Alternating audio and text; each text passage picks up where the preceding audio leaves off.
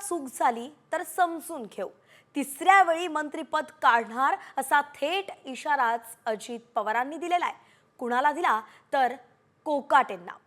वादग्रस्त विधान करणाऱ्यांना अजित पवारांनी हा इशारा दिल्याचं कळतंय। कृषी मंत्री माणिकराव कोकाटेंवरती अजित पवार नाराज असल्याचं कळतंय। वेळोवेळी ते एकामागून एक वादग्रस्त बेताल वक्तव्य करतायत आणि म्हणून अजित पवारांचा आता राग अनावर झाल्याचं कळतंय। आपल्या प्रतिनिधी रुपाली बडवे आपल्यासोबत जोडल्या गेल्यात। रुपाली, काय सांगाल? अजित पवार इतके संतापलेत आणि थेट त्यांनी मंत्रिपद काढून घेणार बोलले कोकाटेंना। कृषी मंत्री माणिकराव कोकाटे यांनी केलेल्या वादग्रस्त विधानानंतर त्याचे पडसाद जे ते देखील उमटले। मंगळवारी देवगिरी या अजित पवारांच्या शासकीय निवासस्थानी जी आमदारांची बैठक झाली, या बैठकीमध्ये अजित पवारांचा खरं तर संताप पाहायला मिळाला। त्यांनी सर्वांसमोरच माणिकराव कोकाटे यांना खडे बोल सुनावले होते आणि याच वेळी अजित पवार यांनी त्यांच्या शब्दामध्ये माणिकराव कोकाटे यांना झापल्याचं सुद्धा कळत आहे। अजित पवार असं म्हणाले की कोकाटे, तुमचं इजा बिजा झालेलं आहे, आता तिजा खपवून घेणार नाही। त्याच्यामुळे आपण पाहतो की याच्यापूर्वी मंत्र्यांना स्वीय सहाय्यक नेमण्याचा अधिकार नसल्याचं त्यांनी वक्तव्य केलेलं होतं आणि त्या संदर्भामध्ये सुद्धा पक्षाचे राष्ट्रीय कार्याध्यक्ष प्रफुल्ल पटेल यांनी माणिकराव कोकाटे यांना समज दिलेला होता। त्याच्यानंतर आपण बघतो की शेतकऱ्यांना पीक विमा देण्यासंदर्भातलं माणिकराव कोकाटे यांचं वक्तव्य सुद्धा त्यांना भोवलेलं होतं। तिसऱ्या बाजूला आपण बघतो की आता नुकतंच त्यांनी जे विधान केलेलं आहे ते शेतकऱ्यांच्या कर्जमाफीबद्दल केलेलं आहे आणि याच्यावरून सुद्धा पक्षाची अडचण झालेली होती आणि त्याच्यामुळे माणिकराव कोकाटे यांच्याकडून वारंवार अशा पद्धतीने ज्या गोष्टी घडत आहेत, ज्या चुका घडत आहे, त्या सगळ्याचा सामना खरं तर करताना पक्षाला अडचण निर्माण होत आहे आणि त्याच्यामुळे नक्कीच आत्ताचं जे विधान होतं शेतकऱ्यांसंदर्भातलं त्याचे पडसाद तर राज्यभरात दिसले, आंदोलनं झाली, पुतळे जाळले गेलेत आणि त्याचा निषेध करण्यात आला। अशाच वादग्रस्त वक्तव्यांबद्दल अजून सुद्धा तुम्ही बेताल वक्तव्य केली तर मंत्रिपद जाईल असा थेट आता इशारा अजित पवारांनी दिल्याचं कळत आहे। धन्यवाद रुपाली, अगदी सविस्तर अपडेटसाठी। तर मुंबई पुणे महामार्गावरती सकाळपासून मोठ्या प्रमाणात वाहतूक कोंडी पाहायला मिळाली आहे। पुण्याकडून जाणाऱ्या मार्गिकेवरती 5 ते 6 किलोमीटर वाहनांच्या रांगा लागल्या आहेत। अमृतांजन ब्रिज पासून अडोशी बोगद्यापर्यंत वाहनाच्या रांगा लागल्या आहेत। तर ही वाहतूक कोंडी रोखण्यात महामार्ग पोलीस अजून सुद्धा अपयशीच ठरत असल्याचं दिसतंय। ही दृश्य आपण पाहतोय मुंबई पुणे महामार्गावरची संपूर्ण परिस्थिती आहे। अगदी सकाळपासून वाहतूक कोंडी झालेली आहे, त्यामुळे जो रस्ता पार करण्यासाठी अर्धा ते 45 मिनिटं लागतात, त्या ठिकाणी तब्बल 2 ते 3 तास सगळ्या वाहनधारकांना या रांगेत राहावं लागतंय।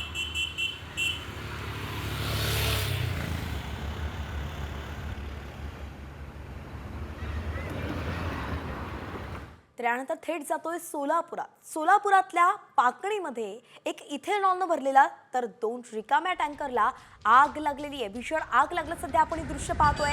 आगीत सुदैवानं कुठलीही जीवितहानी झाली नाहीये, पण हे 2 जण जे आहेत या टेम्पोमध्ये होते ते जखमी झाल्याची माहिती मिळते। अचानक आग लागली, त्यामुळे इथेनॉलच्या 3ही टँकरचं लाखो रुपयांचं नुकसान झालेलं आहे। जखमींवरती सोलापूरच्या शासकीय रुग्णालयात सध्या उपचार सुरू आहेत। आग विझवण्यासाठी 10 ते 15 अग्निशमक गाड्यांची मदत सध्या घेतली जाते। 3 टँकर्सना ही आग लागली आणि त्यामुळे परिसरामध्ये अगदी धुराचे लोट पाहायला मिळत आहेत।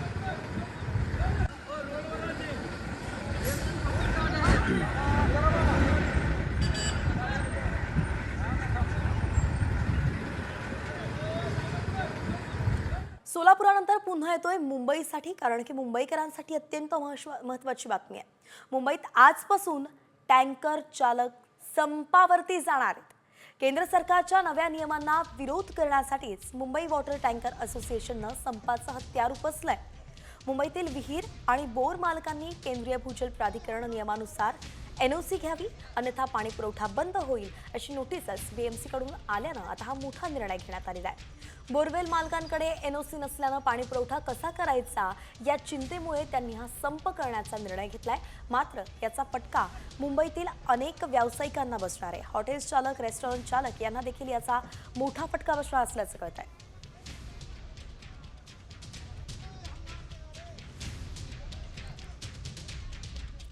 तर नंतर जातोय नवी मुंबईमध्ये, तर नवी मुंबईमध्ये आज पाणी पुरवठा बंद राहणार आहे। आग्रोळी ब्रिज जवळच्या रेल्वे ट्रॅक लगत असणाऱ्या मोरबे जलवाहिनीवरील पाणी गळती रोखण्यासाठीच काम करण्यात येत आहे आणि या ठिकाणी जलवाहिनी बदलण्याचं काम हाती घेण्यात आल्यामुळेच आज पाणी पुरवठा होणार नाही, तर उद्याही कमी दाबानं पाणी पुरवठा केला जाईल। म्हणून पाणी जपून वापरा असं आवाहन महापालिका प्रशासनानं जे आहे ते नवी मुंबईकरांना केलेलं आहे.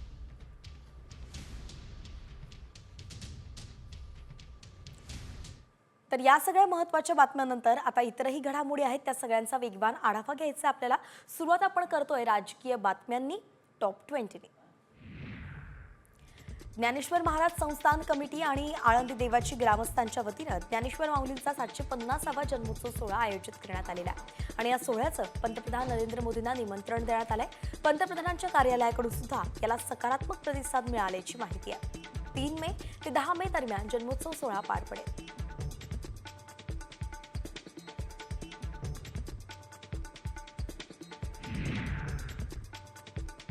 उपमुख्यमंत्री एकनाथ शिंदे आज दुपारी 3 वाजता सांगोल्यात येणार आहेत. नगर विकास खात्यातून मिळालेल्या निधीतून सांगोल्यात डॉक्टर बाबासाहेब आंबेडकरांचा पूर्णाकृती पुतळा उभारण्यात आलाय आणि त्याचं अनावरण शिंदेंच्या हस्ते करण्यात येणार आहे.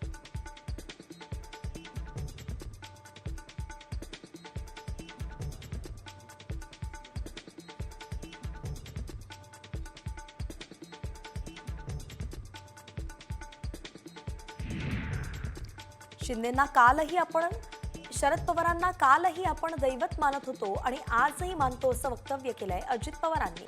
अजित पवारांच्या वक्तव्यामुळे पुन्हा एकदा राष्ट्रवादीचे दोन्ही गट एकत्र येण्याची चर्चा सुरू झाली आहे. विधानसभा उपाध्यक्ष अण्णा बनसोडे यांच्या नागरी सत्कार सोहळ्यात ते बोलत होते.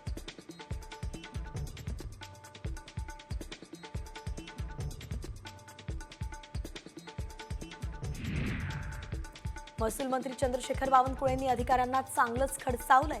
लोकांच्या समस्या सोडवा, खपवून घेणार नाही असा थेट इशाराच बावनकुळेंनी दिलाय. प्रत्येक अधिकाऱ्यानं जबाबदारीचं भान ठेवून सरकारची भूमिका लोकांपर्यंत पोहोचवण्याला प्राधान्य द्यायला हवं असंही बावनकुळे म्हणाले.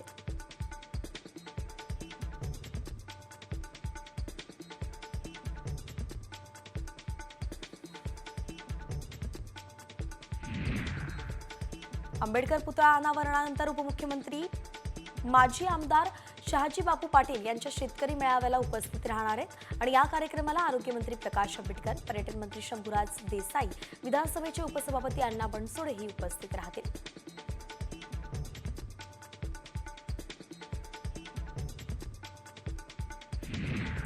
वक्फ सुधारणा कायद्याच्या विरोधात सुप्रीम कोर्टात याचिका दाखल करण्यात आली आहे आणि या याचिकांवरती 16 एप्रिलला सुनावणी होणार आहे. मुख्य न्यायमूर्ती संजीव खन्ना यांच्या पीठासमोर ही सुनावणी होईल.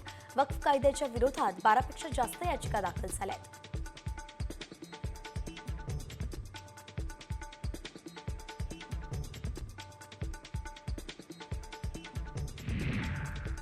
राष्ट्रपती द्रौपदी मुर्मू यांच्या सहीनंतर वक्फ विधेयकाचं कायद्यात रूपांतर झालंय. मात्र पश्चिम बंगालमध्ये वक्फ विधेयक लागू होणार नाही असं म्हणत वक्फ विरोधात पश्चिम बंगालच्या मुख्यमंत्री ममता बॅनर्जींनी ठाम भूमिका घेतली आहे. हे विधेयक मंजूर व्हायलाच नको होतं. फोडा आणि राज्य करा अशी भाजपची नीती असल्याचं ममता बॅनर्जी म्हणाल्या.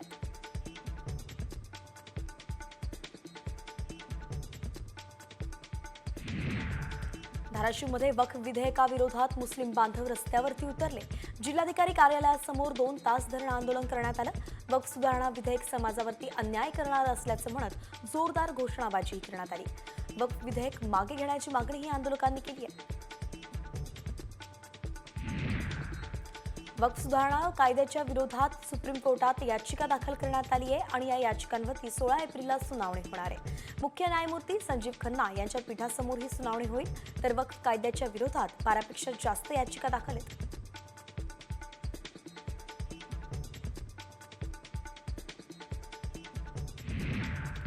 कृषीमंत्री माणिकराव कोकाटेंनी नाशिक जिल्हा बँकेची बैठक बोलावली आहे आणि जिल्हाधिकारी कार्यालयाच्या आवारात शुक्रवारी ही बैठक होणार आहे. बँकेच्या सक्षमीकरणासाठी बैठकीचं आयोजन करण्यात आलं असून कर्ज वसुली, अडकलेल्या ठेवी, बदललेल्या नोटा या प्रकरणांवरही चर्चा होईल. या बैठकीकडे शेतकऱ्यांचं लक्ष लागलंय.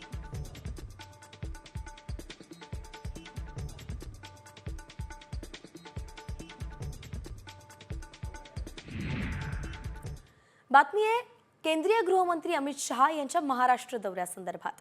हो, 12 आणि 13 एप्रिलला अमित शहा महाराष्ट्राच्या दौऱ्यावरती आहेत आणि यामध्ये ते राष्ट्रवादी अजित पवार पक्षाचे प्रदेशाध्यक्ष आणि खासदार सुनील तटकरे यांच्या घरी जेवणासाठीही जाणार आहेत.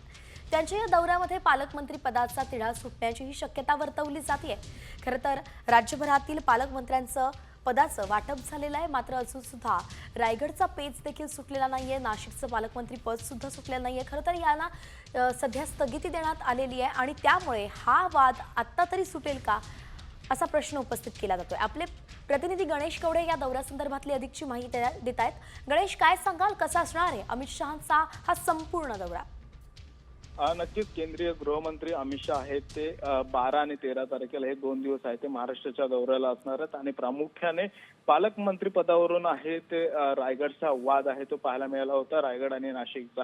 आणि त्यातच आता जर बघितलं असेल तर रायगडचे एक खासदार असणारे सुनील तटकरे यांच्या घरी देखील आहे ते अमित शहा भोजनासाठी जाणार आहे. त्यामुळे ह्या बैठकींमध्ये एक रायगडच्या पालकमंत्री पदाचा वाद आहे मिटतोय का हे देखील पाहणं तेवढंच गरजेचं आहे. मात्र अमित शहा आज मुंबईमध्ये देखील आहेत, रात्रीचा मुक्काम आहे ते करणार आहे, तर विलेपार्लेमध्ये देखील एका कार्यक्रमासाठी उपस्थित राहणार आहे. त्यामुळे या 2 दिवसाच्या दौऱ्यामध्ये आहे नाशिक आणि पालघर, रायगडचा पालकमंत्री पदाचा तिढा आहे तो सुटतोय का हे देखील पाहणं गरजेचं आहे. धन्यवाद गणेश, अगदी सविस्तर अपडेट आपण दिली आहे. या दौऱ्यासंदर्भातली प्रत्येक गोष्ट आपल्याकडून अशीच वेळोवेळी जाणून घेत राहू.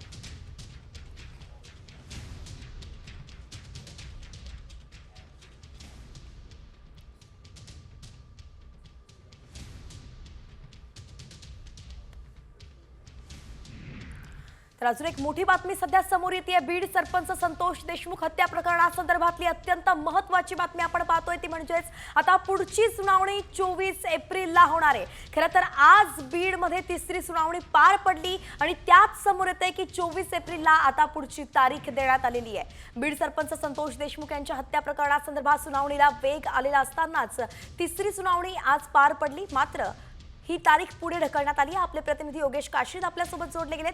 योगेश, काय सांगाल, पुढची तारीख देण्यात आली आहे, नेमकं आज कोर्टात काय घडलं? नक्कीच संतोष देशमुख हत्या प्रकरणातील बीडच्या न्यायालयासमोरील दुसरी सुनावणी आज सरकारी वकील उज्ज्वल निकम यांच्या उपस्थितीमध्ये पार पडलेली आहे. आणि या सुनावणीमध्ये आरोपीचे वकील विकास खाडे यांच्याबरोबर सरकारी वकील उज्ज्वल निकम उपस्थित होते.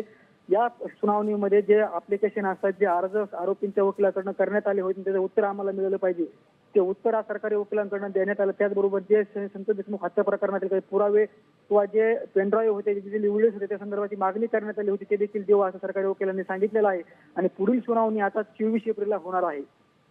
धन्यवाद योगेश, अगदी सविस्तर अपडेट आपण दिली आहे. एकंदरीत आपण पाहतोय पुढची सुनावणी ही 24 एप्रिलला होणार आहे. उज्ज्वल निकम जे आहेत ते आजच्या सुनावणीला उपस्थित होते. त्यांनी देखील अनेक महत्त्वाचे मुद्दे या ठिकाणी मांडले. मात्र पुढची सुनावणी देण्यात आली आहे 24 एप्रिलला. अजून पुढचा तपास होऊन पुढची सुनावणी, काही मुद्दे देखील त्यावेळी सादर केले जाणार असल्याचं कळत आहे. धनंजय देशमुख यांच्याशी काही वेळापूर्वी बातचीत झाली होती सुनावणीला सुरुवात होण्याअगोदर. त्यावेळी देखील त्यांनी सांगितलं होतं की उज्ज्वल निकम काही महत्त्वाचे मुद्दे मांडणार आहेत, त्यांची उपस्थिती होती. त्यामुळे सकाळीच ते बीडमध्ये दाखल सुद्धा झाले होते. मात्र ही सुनावणी पार पडल्यानंतर पुढची तारीख या प्रकरणात देण्यात आलेली आहे. आता 24 एप्रिलला पुढची सुनावणी होणार असून त्यात नेमकं काय होतं हे पाहावं लागेल.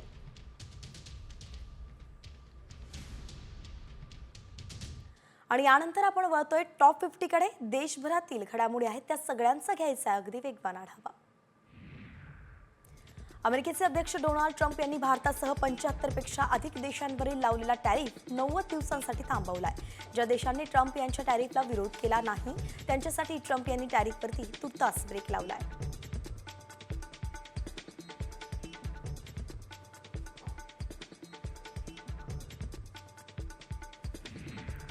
प्रशांत कोरटकरचा मुक्काम उद्या दुपारपर्यंत कोल्हापूर कळंबान कारागृहातच असणार आहे.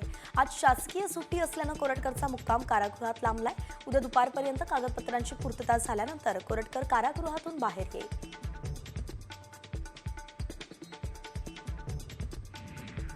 कॉमेडियन कुणाल कामरा प्रकरणी उच्च न्यायालयानं महत्त्वाचं स्पष्टीकरण दिलंय.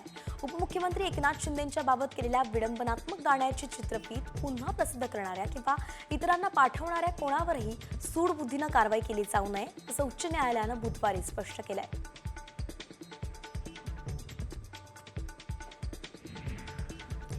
केंद्राने प्रधानमंत्री कृषी सिंचन योजनेअंतर्गत command area development and water मॅनेजमेंटच्या आधुनिकीकरणाला मान्यता दिलेली आहे. पंतप्रधान मोदींच्या अध्यक्षतेखालील केंद्रीय मंत्रिमंडळ बैठकीत हा निर्णय झालाय. तर पाणी वापर क्षमतेत सुधारणेसाठी 1600 कोटींचा निधी मंजूर करण्यात आलाय. कोकण रेल्वेच्या प्रवाशांसाठी LTT ते करमाळी स्पेशल ट्रेन धावणार आहे.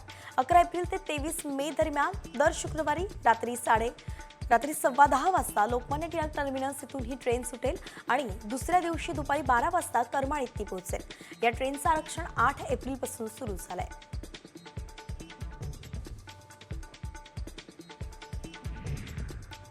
आणि एक मोठी बातमी सध्या समोर येते. गॅस दरवाढीच्या विरोधात ठाकरे गट आक्रमक झाल्याचं पाहायला मिळत आहे.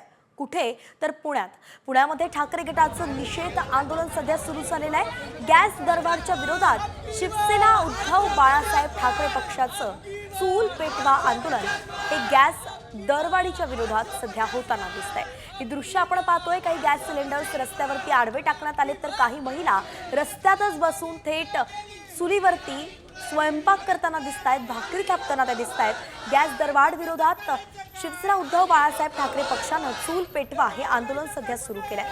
वाढत्या महागाईच्या विरोधात पुणे शिवसेना आक्रमक झाली आहे.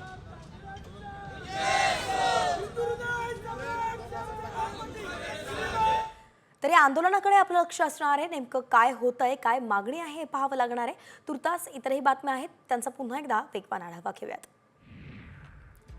मध्य रेल्वेनं उन्हाळ्यात प्रवाशांची अतिरिक्त गर्दी लक्षात घेऊन नियमित गाड्यांच्या व्यतिरिक्त आतापर्यंत 1204 उन्हाळी विशेष गाड्या जाहीर केल्या आहेत आणि यात 290 अनारक्षित तर 42 वातानुकूलित उन्हाळी विशेष गाड्यांचा समावेश आहे. प्रवाशांच्या हितासाठी आणखी 6 अतिरिक्त अनारक्षित विशेष गाड्यांच्या सेवा चालवल्या जातील. खासगी अनुदानित शिक्षण संस्थांमधील शिपाई पदाची पदभरती बंद केली आहे आणि म्हणून राज्यातील खासगी संस्थांमधील तब्बल 25,000 जागा कायमच्या रद्द झाल्या आहेत. दुसरीकडे 2023-24च्या संच मान्यतेनुसार लिपिक संवर्गातील पदं आणि प्रयोगशाळा सहाय्यक अशी शिक्षकेतर कर्मचाऱ्यांच्या 6,000 जागा भरल्या जाणार आहेत. त्यासंबंधीचा शासन निर्णय देखील निघालाय. या जागा सरळ सेवेतून भरण्याचा अधिकार संस्था चालकांना देण्यात आलाय. 16 वर्षांखालील मुलांना पालकांची परवानगी नसल्यास इन्स्टावरती थेट प्रक्षेपण करता येणार नाहीये. आक्षेपार्ह कंटेंट पालकांच्या परवानगीशिवाय पाहता किंवा पाठवता येणार नाही. मेटानं वापरकर्त्यांच्या सुरक्षिततेसाठी बदल केले आहेत. तर सध्या अमेरिका, ब्रिटन, कॅनडा आणि ऑस्ट्रेलियात हे बदल लागू करण्यात आले.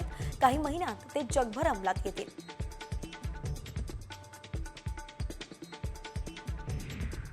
ठाण्याच्या महापालिकेच्या 129 शाळांमध्ये 950 CCTV बसवण्यात येणार आहेत आणि यासाठी 2,96 लाखांचा खर्च करण्यात येणार आहे. शाळांमध्ये घडणाऱ्या अनुचित प्रकारांना आळा बसण्यासाठी तसंच विद्यार्थ्यांच्या सुरक्षेसाठी हा महत्त्वाचा निर्णय घेण्यात आला.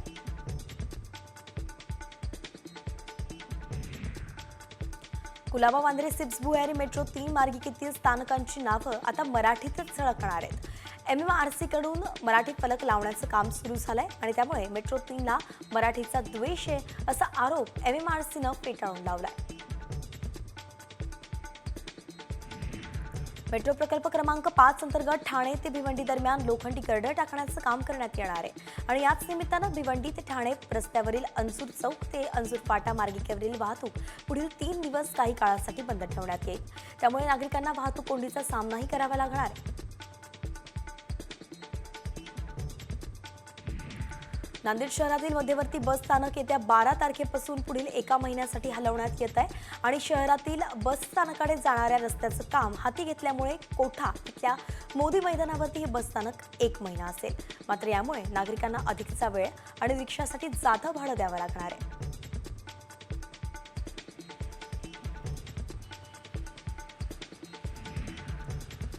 श्री क्षेत्र ज्योतिबा चैत्र यात्रेसाठी सांगली जिल्ह्यातील 9 आगारातून 70 जादा ST बस सोडण्याचं नियोजन करण्यात आलेलं आहे. शनिवार ते रविवार या कालावधीत ही यात्रा भरते. तर यात्रेनंतर प्रत्येक रविवारी होणाऱ्या पाकारणीसाठी सुद्धा 13 एप्रिल ते 11 मे पर्यंत प्रवाशांच्या मागणीनुसार बस सोडल्या जातील.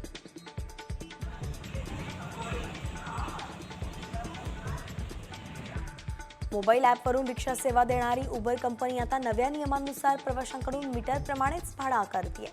8 फेब्रुवारीपासून उबरनं त्यांच्या चालकांशी असलेल्या करारात बदल केलाय. नव्या अटींनुसार उबर दर ठरवत नाही तर प्रवासी आणि चालकांमध्येच भाड्याचा निर्णय घेतला जातो. मुंबईतील चेंबूरच्या मैत्री पार्क जवळ बिल्डरवरती गोळीबार केला गेलाय. दोघा बाईकस्वारांनी गाडीचा पाठलाग करून गोळ्या झाडल्यात, तर एक गोळी बांधकाम व्यावसायिकाच्या तोंडाला लागली आहे आणि दुसरी गोळी ही गाडीला लागल्यानं काचा फुटल्यात. सदरुद्दीन खान असं या बांधकाम व्यावसायिकाचं नाव आहे.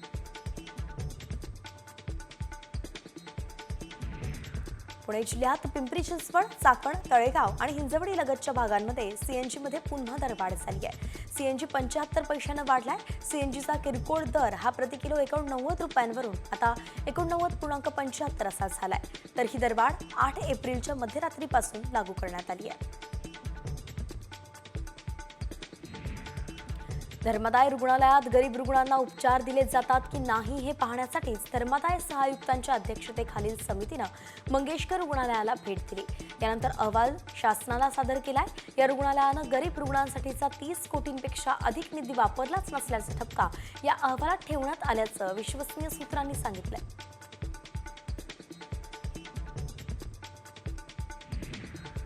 मुंबईसह उपनगरात आजपासून तापमानात घट होणार आहे. गेल्या काही दिवसांपासून मुंबईत प्रचंड उष्मा जाणवतोय. आर्द्रतेमुळे जाणवणारा उकाडा बेचैन करणारा होता, तर नागरिकांच्या अंगाचीही लाही होत होती. पण आता तापमानात घट होण्याचा अंदाज आहे.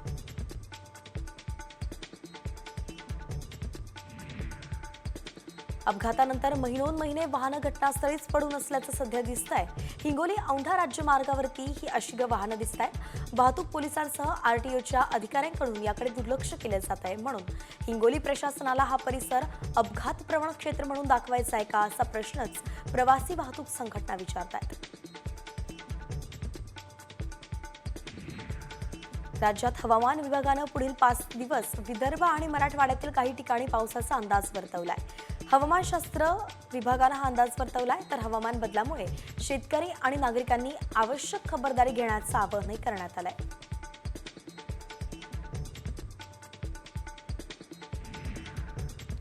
IPL 2025च्या 23व्या सामन्यात गुजरात टायटन्सनं राजस्थान रॉयल्सचा 58 धावांनी पराभव केला आणि या हंगामात गुजरातचा हा चौथा विजय आहे. राजस्थानचा मात्र 5 सामन्यांतील हा तिसरा पराभव.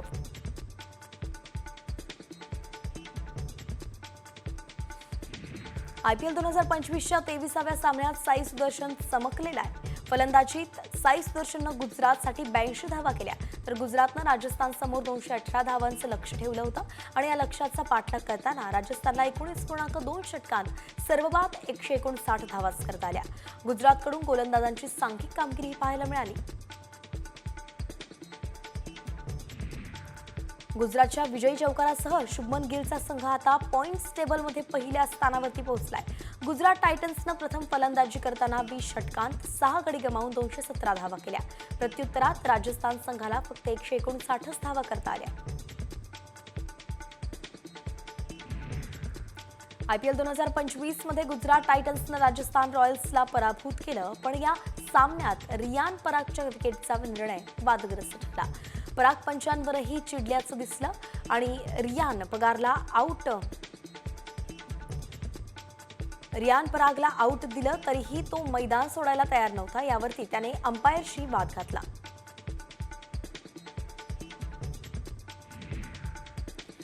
तर आज बंगळुरूच्या एम चिन्नस्वामी स्टेडियमवरती रॉयल चॅलेंजर्स बंगळुरू आणि दिल्ली कॅपिटल्स यांचा सामना रंगणार आहे. या ठिकाणी स्पर्धेतील हा दुसरा सामना असेल. RCB घरच्या मैदानावरती त्यांचा पहिला विजय मिळवण्याचा प्रयत्न करेल.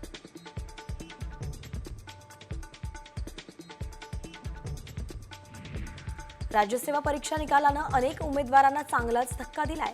कट ऑफ पेक्षा जास्त गुण असून सुद्धा यादीमध्ये नाव नाहीये.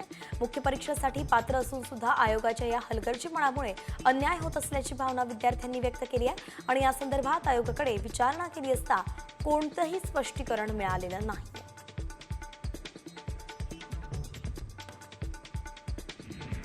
आंबेडकर पुतळा अनावरणानंतर उपमुख्यमंत्री माजी आमदार शहाजी बापू पाटील यांच्या शेतकरी मेळाव्याला उपस्थित राहणार आहेत आणि या कार्यक्रमाला आरोग्यमंत्री प्रकाश आंबेडकर, पर्यटन मंत्री शंभूराज देसाई देखील उपस्थित असतील. मुक्त करावे, कारण माझ्या विरुद्ध कोणताही प्राथमिक पुरावा नाही अशा तऱ्हेचा न्यायालयात अर्ज केलेला आहे. या अर्जाच्यावरती न्यायालयाने CIDचं म्हणणं मागितलेलं आहे. जे CIDचं म्हणणं येत्या 24 तारखेला न्यायालयात हजर केलं जाईल. त्यानंतर त्याच्यावरती सुनावणी होईल. अर्थात वाल्मिक तर्फे युक्तिवाद, नंतर सरकारतर्फे आम्ही युक्तिवाद करू. तिसरी महत्त्वाची बाब म्हणजे आज न्यायालयामध्ये जे कागदपत्र आम्ही हजर केले त्यातला प्रत्यक्ष संतोष देशमुख यांना मारहाणीचा व्हिडिओ जो CIDच्या मते तपासाअंती असं दिसून आलं होतं की हा व्हिडिओ आरोपींनीच काढलेला होता आणि तो सीलबंद परिस्थितीत फोरेन्सिक लॅबोरेटरीकडे पाठवण्यात आला होता. तो संपूर्ण व्हिडिओ आम्ही न्यायालयात हजर केला, परंतु न्यायालयाला आम्ही विनंती केलेली आहे की या व्हिडिओतला कुठल्याही प्रकारे बाहेर याला प्रसिद्धी मिळू नये आणि याने प्रसिद्धी मिळाल्यानंतर त्याचा कायदा व सुव्यवस्थेचा प्रश्न निर्माण होऊ शकतो आणि म्हणून मकोका कायद्याच्या तरतुदी अंतर्गत आम्ही न्यायालयाला अशी विनंती केलेली आहे. यावरती न्यायालयाने सगळ्या आरोपींचं म्हणणं त्यांनी मागितलेलं आहे आणि त्यांचं म्हणणं ते 24 तारखेला दिलं जाईल. त्याच्यानंतर या संदर्भात देखील सुनावणी होईल. चौथा मुद्दा आजच्या सुनावणीमध्ये आरोपी वाल्मिक याची चल आणि अचल जी स्थावर मिळकत आहे ही जप्त करण्यात यावी असा न्यायालयात आम्ही अर्ज दिलेला आहे. त्या अर्जावरती अद्यापही वाल्मिकतर्फे खुलासा दाखल करण्यात आलेला नाही. त्याच्यानंतर त्या अर्जावरची सुनावणी पुढे रीतसर होईल. माझ्या समवेत माझे सहकारी ॲडव्होकेट कोल्हे हे देखील आज न्यायालयात उपस्थित होते.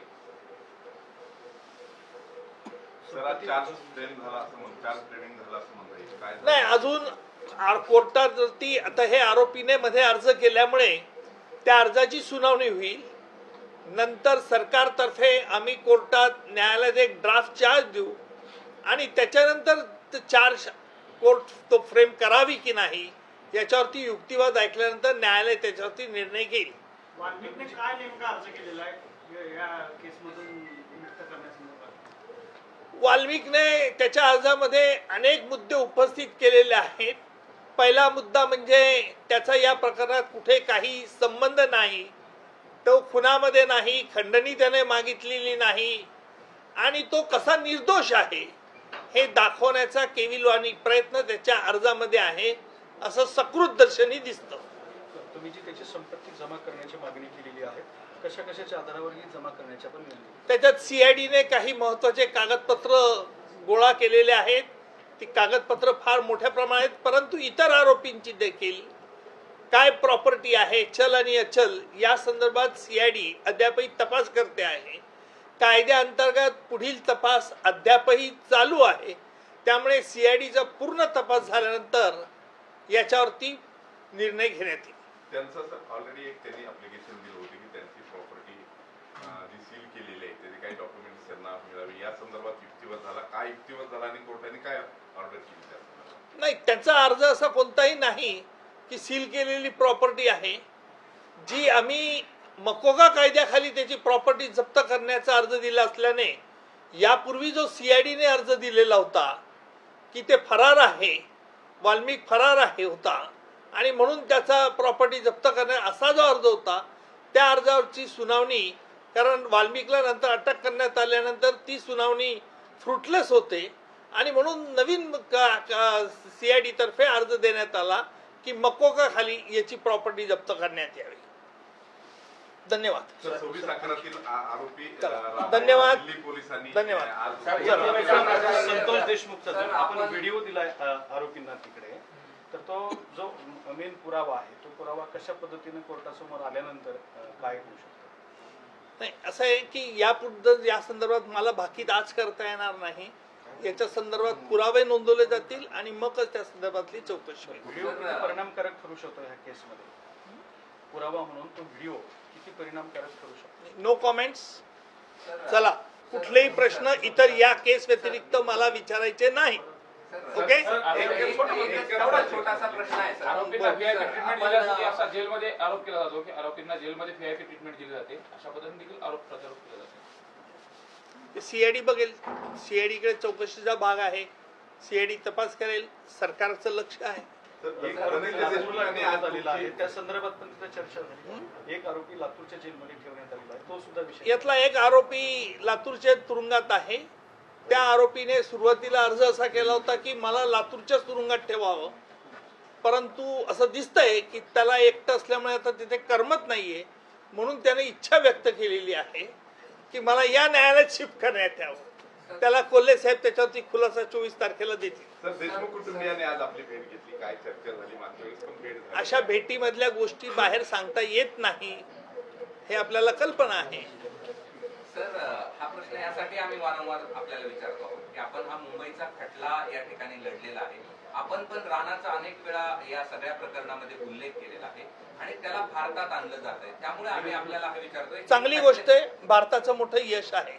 धन्यवाद. न्यायालयीन लढाई कशी असणार आहे, सर? या हे प्रकरणामध्ये प्रकरण खूपच न्यायालयीन मोठं लढाई होतं, कशी ज्यात असणार तुमचा आहे? न्यायासाठीचा तुमचा मोठा वाटा होता.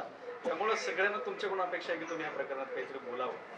बरोबर आहे. 26 अकराचं असं आहे की आपल्याला कल्पना आहे त्याच्याबद्दल सर्व काय चाललंय त्याचं. बघू पुढची न्यायालयीन प्रक्रिया काय असणार आहे, सर? त्या राणा संदर्भात कायद्याचं काय? पुस्तक उघडा आणि अभ्यास करा. चला, अरे मला निघायचं. हे बघा, लक्षात घ्या, तुम्ही प्रसार माध्यमांच्याशी मी आज डील करत नाहीये. प्रसार माध्यमांची कित्येक वर्ष तुम्ही माझ्यात आणि राजकीय नेत्यामधला फरक ओळखा. राजकीय नेते तुम्हाला नाखुश करणार नाहीत, सडेतोड उत्तर देणार नाही. मी सडेतोड उत्तर तुम्हाला देऊ शकतो. तुम्ही हे जरी लाईव्ह दाखवलं टाकलं तरी हरकत नाही. ऐका ना, आम्हाला नाखुश केलं तरी चालेल, पण जनतेला तुम्ही नाखुश करू नका. मी सांगेन. सर, एखादा असा जो आरोपी परदेशातून भारतामध्ये आणला जातो, त्याच्या पुढच्या प्रक्रिया, न्यायिक प्रक्रिया काय असतात सर? कोणत्या याच्या खाली आणला जातो तो? राणाला जसं आणलं गेलं. लक्षात घ्या, ही कायदेशीर प्रक्रिया ही फार महत्वपूर्ण असते. त्याच्यात अनेक स्टेजेस असतात, स्टेप्स असतात. आज आपल्या समोर आरोप काय ठेवले जातात, काय नाही, हे बघणं महत्वाचं ठरेल. त्याच्यामुळे मी त्याच्यावरती नंतर कॉमेंट करू शकतो, आता नाही. भैया मैंने बोला मराठी में बोला, वही हिंदी में बात कर रहे हो, आप समझ लो. देखिए आप, मुझे पता है कई बार ऐसा होता है, कई लोगों को कैमरा चलता है तो उनको दिक्कत आती है. मैं तो आउटस्पोकन हूँ भाई. सर, क्या बोलना है आपने? नहीं, कोई बोल रहा हूँ ना, यही आपको क्या बोलना है. बरं, संतोष चल. देशमुख हत्या प्रकरण जो हुआ था, उसकी दूसरी सुनवाई आज आपकी प्रेजेंटे में हुई. क्या हुआ, हिंदी में बताइए सर. बीड़ के मच्छादोक के सरपंच संतोष देशमुख, इनकी सुनावनी आज यहाँ बीड़ के न्यायालय में हुई. उसमें 2 बड़े इम्पोर्टेंट इशू आज हुए.